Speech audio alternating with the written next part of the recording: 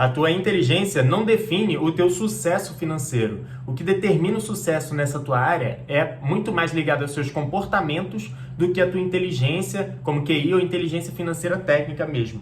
É isso que defende o autor desse livro aqui, A Psicologia Financeira. Inclusive aqui na página 12 tem uma passagem muito bacana, que ele fala o seguinte: o sucesso financeiro tem menos a ver com a sua inteligência e muito mais a ver com o seu comportamento. E a forma como alguém se comporta é uma coisa difícil de se ensinar, mesmo para pessoas bastante inteligentes. Então tem muitas pessoas que nesse mundo financeiro faz a analogia de que, para eu ter sucesso financeiro, necessariamente eu tenho que ser uma pessoa inteligente.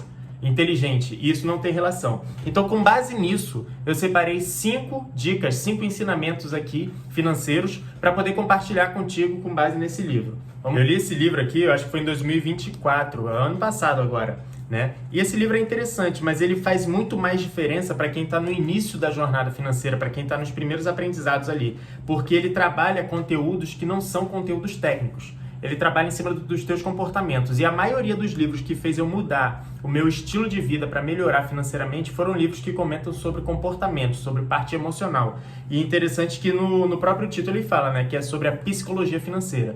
Lá naquele livro Rápido e Devagar, não sei se você já ouviu falar, o autor defende muito lá sobre as nossas tomadas de decisão. E lá dá para perceber que a nossa tomada de decisão é muito mais emocional do que racional, como a gente pensa, tá? Agora vamos entrar nas lições. Eu separei aqui um papelzinho para não esquecer das 5 lições que eu quero falar contigo. E a primeira delas é o seguinte: devagar e sempre.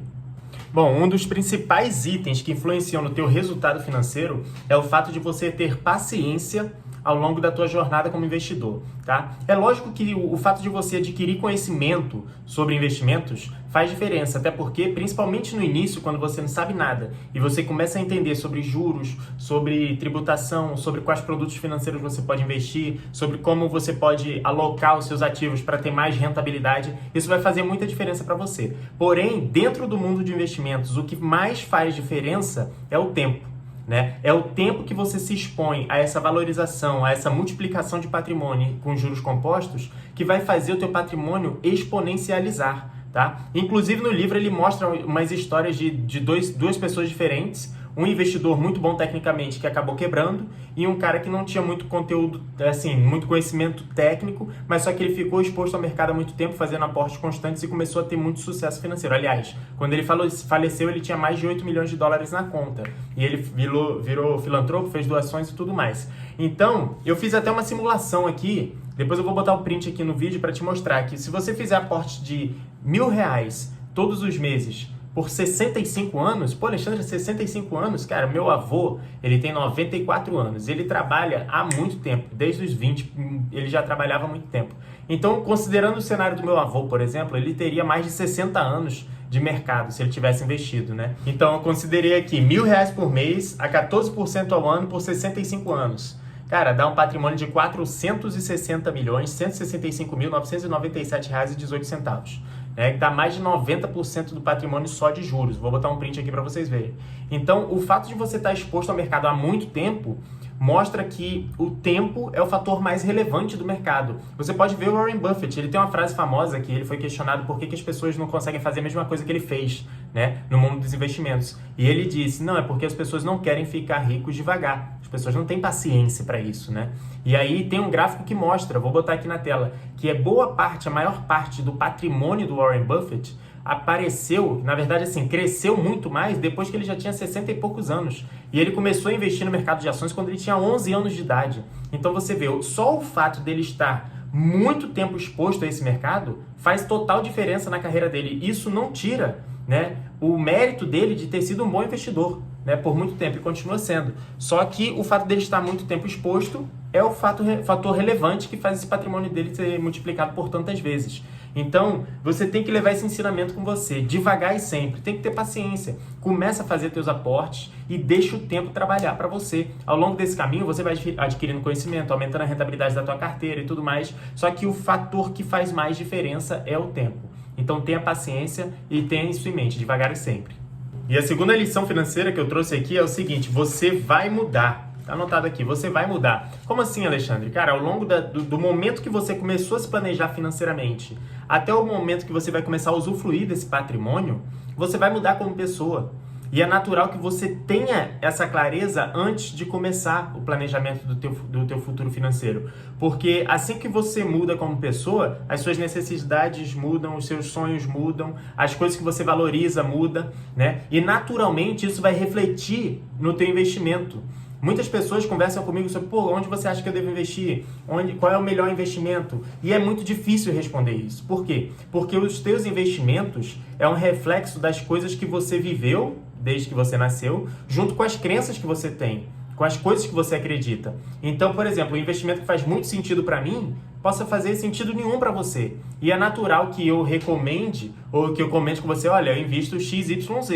E aí você queira levar aquilo como verdade para replicar na sua carteira, só que não faz sentido para você.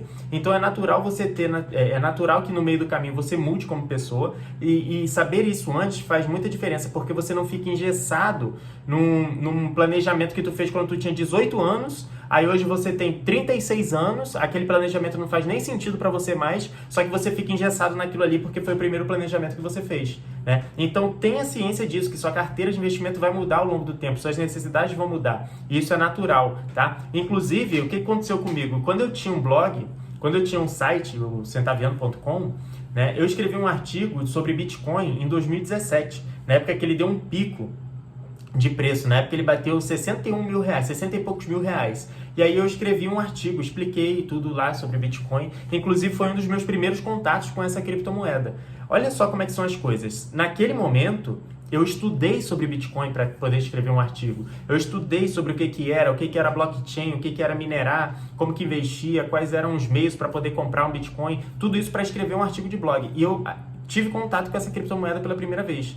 Porém, naquele momento, eu não consegui enxergar o valor que hoje eu percebo sobre essa criptomoeda, né? Então, eu tive um contato com aquilo em 2017, beleza, passou o tempo, eu fui morar no exterior. Lá no exterior, eu conheci várias pessoas de várias nacionalidades. E com a experiência que eu tive com essas pessoas, com o que eles viveram, com o que eles foram expostos financeiramente por conta de governos, os países que eles moravam e tal, eu comecei a dar valor para o Bitcoin. Olha só como é que são as coisas, isso 3 anos depois, né? E só então que eu comecei realmente a fazer aportes e poder acumular parte do meu patrimônio em criptomoeda, porque eu percebi valor nisso. E o que aconteceu do primeiro momento que eu conheci essa criptomoeda para o momento que eu comecei a aportar de verdade? Eu mudei como pessoa. Os meus valores mudaram, meu conhecimento era outro. Então é natural. Se eu tivesse engessado lá na minha primeira formação de carteira, eu estaria estagnado, não estagnado, mas eu não pegaria valorização, eu não teria essa flexibilidade financeira para poder entender novos ativos e, quiçá, colocar isso no meu patrimônio também, entendeu? Então tenha isso em mente, porque provavelmente na tua jornada financeira vai acontecer algo muito similar, tá bom? E a terceira lição que eu trouxe aqui para compartilhar contigo é o seguinte: o razoável é maior do que o racional. Como assim, Alexandre? Olha, muitas decisões financeiras que a gente toma são pautadas em elementos emocionais, né? Nós temos vários vieses comportamentais, né? A gente tem medo de ficar fora de uma valorização, a gente tem o viés de aversão à perda. Então, tudo isso influencia quando você vai comprar ou vender um ativo, se você vai segurar mais esse ativo. E para minimizar os prejuízos causados por esses vieses emocionais e comportamentais, o que é recomendado você fazer nos seus investimentos? Você faz uma distribuição da sua carteira e aí você faz um rebalanceamento de acordo com aquela distribuição alvo. Ou seja, quando você faz esse rebalanceamento friamente, olha, uma dessas eu quero ter 10% em cada ação. Uma dessas ações caiu e 2 delas subiram. Beleza, vou vender parte dessas ações e vou comprar essa que caiu. O que você está fazendo aqui? Você está tirando o elemento emocional, tentando tirar o elemento emocional para executar racionalmente uma estratégia que você definiu anteriormente. Isso é a estratégia que a maioria das pessoas faz para tirar esse elemento emocional. Porém, é interessante você se conhecer como pessoa antes de definir essa racionalidade, porque nem tudo que é racional é razoável para você. Por exemplo, você fez um formulário lá na corretora que você abriu e falou assim, olha, você tem um perfil moderado. Para perfil moderado de investidor, é interessante você ter 30% em renda fixa, 60% em renda variável e 10% no exterior. Cara, mas se nessa dimensão, nessa distribuição, você não fica razoavelmente bem emocionalmente, porque você acha que está muito exposto à renda variável, não segue essa orientação. Coloque mais em renda fixa e menos em renda variável, porque você tem que fazer o razoável para você e não para o que é racional para terceiros, né? Por isso que é interessante a gente refletir sobre isso, porque, por exemplo, nesse mundo de YouTube, tem muitos influenciadores que compartilham suas carteiras de investimento. Para quê? Para te inspirar e te ajudar a tomar decisões financeiras. Só que a maioria das pessoas querem fazer o quê? O cara vai lá ver um vídeo do Thiago Nigro, ou do Bruno Perini, ou de qualquer pessoa dessa, aí olha assim, o Thiago Nigro comprou ações da Vale. Pô, beleza, eu vou comprar também. Não, cara, você tem que entender o que é razoável para você, qual momento você está vivendo, como que você se sente ao correr risco, se você gosta mais de renda fixa. Você tem que entender o que é razoável para você, porque nem tudo é só você copiar a racionalidade de outra pessoa, né? Porque essa situação de você só copiar a outra pessoa, você pode causar um problema emocional para você não conseguir dormir direito nem tudo mais, tá? Inclusive, isso não é válido só para investimentos, é válido para finanças também. Você vai conversar com uma pessoa e de repente a pessoa fala assim, rapaz, pega esse teu carro e vende. Porque é o seguinte, matematicamente não faz sentido você ter esse carro. Se você pegar esse dinheiro e investir a tantos por cento e você pegar esse dinheiro e andar de Uber na tua cidade, fica muito melhor para você. Cara, isso tudo é válido. Realmente, matematicamente, talvez não valha a pena dependendo da tua agenda. Só que às vezes é razoável para você, porque você quer ter um nível de conforto, você quer fazer determinados passeios com a tua esposa, de repente você tem uma agenda super corrida, você tem filho, então deixa filho na creche, deixa filho na escola, vai para o trabalho, o teu trabalho é na rua, então você usa o trabalho para visitar clientes, por exemplo. Então, apesar de não ser a melhor decisão matematicamente falando, mas a razoabilidade da tua vida faz com que você tenha que ter um carro, por exemplo. Entendeu? Então, nem todas as economias que são pautadas para todas as pessoas é a melhor economia para você. Entendeu? Então, você tem que entender essa parte de razoabilidade sua e racionalidade geral do mercado. Entendendo a sua razoabilidade, você define o que é melhor para você. Inclusive, comenta aqui embaixo para mim o que você acha que é uma economia que não faz sentido para você e que a maioria das pessoas defendem. Né? Comenta aqui embaixo para mim. A quarta lição financeira é o seguinte: guarde dinheiro. Tá escrito lá no livro. Pô, Alexandre, mas eu não tenho motivo para guardar dinheiro. Você não precisa ter motivo para guardar dinheiro. Você só precisa executar. Guarde dinheiro. E por quê que eu vou te falar? Eu vou te falar até 3 razões pelas quais você deveria guardar dinheiro. Mas por que você deveria guardar? E deve guardar? Porque isso aumenta a tua produtividade financeira. Tem no livro o Padrão Bitcoin, aquele que está ali em cima, não sei se dá para ver aí para vocês, esse daqui, ele tem uma analogia muito interessante que ele fala sobre moedas fiduciárias, que é uma pessoa, imagina 2 pessoas que eles moram numa cidade e o trabalho deles é ir pescar para poder alimentar sua família. Então, uma pessoa que vai lá e pesca por 8 horas para pegar o peixe suficiente para comer com a sua família. Só que a pessoa A, ela deixa de pescar por 8 horas, pesca por 6 horas, e parte dessas horas ela investe em construir uma rede, por exemplo, né, para pesca. Então, ele naturalmente ele usa menos recursos, ou seja, ele não consegue pegar todo o peixe que ele precisa pegar, ele come menos, ele se poupa ali. Porém, depois de 2, 3, 4 semanas que ele consegue fazer essa rede, ele consegue ter mais eficiência, ele consegue ter mais produtividade do que a pessoa que só vai lá e pesca com a mão. Naturalmente, esse cara pega mais peixe do que o outro cara em 8 horas. Então, ele precisa de menos horas para pegar peixe suficiente para ele se alimentar. Então, ele vai lá, em 4 horas ele consegue pegar peixe, só que ao mesmo tempo que ele chega em terra, ele continua investindo tempo para, por exemplo, construir um barco. Né? O que é isso? Isso é poupar recursos, cara.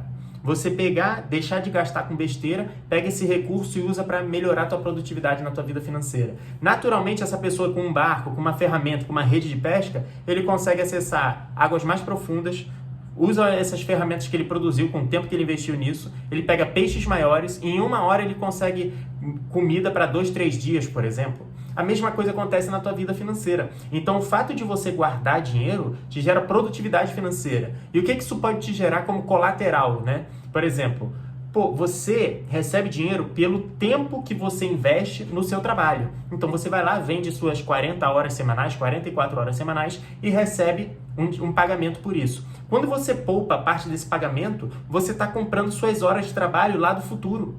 Porque pode chegar num ponto, e naturalmente vai chegar se você souber investir direitinho, que esse patrimônio seu que está investido já vão pagar suas horas de trabalho. E aí você atinge a tão sonhada liberdade financeira. E naturalmente, com mais horas para você usufruir, você pode fazer coisas com a sua família que você não podia quando trabalhava 200 horas por dia, né? Você pode recusar uma proposta de trabalho que não está suficiente para você e se retrair, se preparar para conseguir uma outra proposta de emprego melhor. De repente você pode ficar 1 ano se preparando para fazer uma transição de carreira, para mudar de carreira. Tudo isso vai ser oferecido, você vai colher de acordo com o patrimônio que você juntou para poder fazer isso daí. Então, guardar dinheiro é fundamental para qualquer coisa na sua vida. Quero comprar uma casa, você vai ter que guardar um dinheiro para isso. Quero comprar um carro, você vai ter que guardar um dinheiro para isso também. Então, é natural, guarde dinheiro. Isso é uma lição que é bem clara no livro e isso vai te poupar muitos problemas caso você não tenha um dinheirinho guardado. Olha, se você chegou até aqui, já deixa um like aqui no vídeo, se inscreve aqui no canal. Tá? Se inscreve para a gente atingir mais pessoas com esse conteúdo, beleza? A quinta lição que eu separei para conversar contigo aqui é o seguinte: a tua liberdade deve ser a tua prioridade. Cara, isso aqui é muito bom. O livro, ele questiona um pouco esses padrões de riqueza que a gente tem, né? E aí ele fala sobre a importância de tu batalhar para chegar na tua liberdade financeira. E assim, as pessoas são muito diferentes umas das outras. Às vezes uma pessoa chega com patrimônio de R$1 milhão, ela fala, pô, esse patrimônio é suficiente para eu viver a vida que eu quero.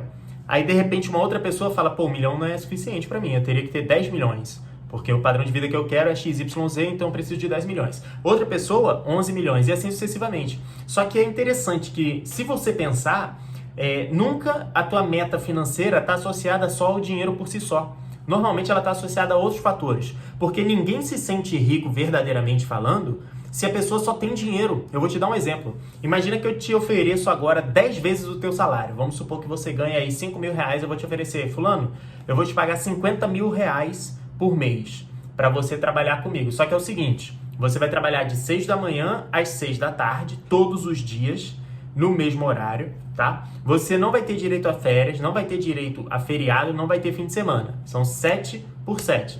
Todos os dias, trabalhando de 6 às 18, para receber 10 vezes mais. E você não pode sair da cidade que você mora, tá? Você vai ter que vir aqui para o trabalho todos os dias. Você aceitaria essa proposta? Eu tenho absoluta certeza que a maioria das pessoas não aceitariam. Coloca aqui embaixo se você aceitaria. Agora, se eu falo assim pra você, fulano, eu vou te oferecer um trabalho, só que é o seguinte, é pra receber a mesma coisa que você recebe.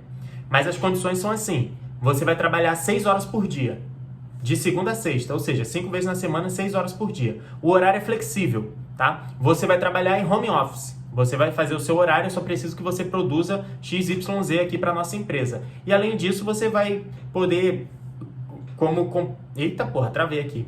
Com essa segunda opção, eu tenho certeza que faz mais sentido para você. Apesar de não ganhar mais financeiramente. Por quê? Porque você vai ganhar nas outras áreas da sua vida. Você vai ter suas finanças ali, mas você vai poder morar em qualquer cidade. De repente você pode se mudar para uma cidade que o custo de vida é mais baixo. E aí teu dinheiro vale mais. Todos os dias de manhã você vai poder tomar café com a tua esposa, com o teu marido, visitar um familiar teu, por exemplo, se é da mesma cidade. No feriado você pode viajar para outra cidade, continuar trabalhando. De repente você decidiu passar 2 meses numa outra cidade. Você vai ter essa flexibilidade. Ou seja, quando você equilibra uma boa parte financeira, com uma boa disponibilidade de tempo, com certa flexibilidade nas coisas que você quer fazer, nas suas coisas sociais, isso é o suprassumo da riqueza.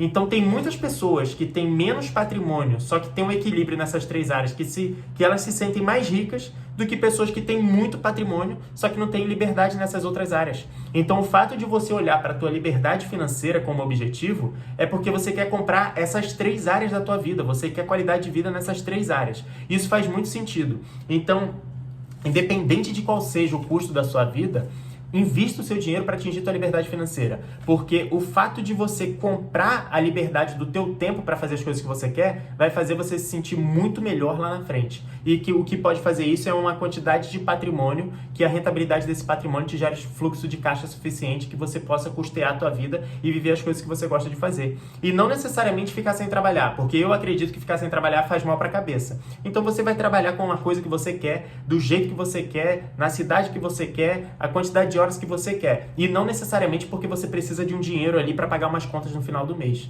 Beleza? E é isso. Essas foram as lições que eu separei para falar contigo. Agora me diz aqui no comentário qual foi o livro que você leu que fez mais diferença na tua vida financeira. E a gente vai conversando aqui embaixo, tá? Eu vou deixar um vídeo linkado aqui para você continuar assistindo aqui no canal. Se inscreve aqui embaixo e a gente se vê no próximo vídeo. Valeu!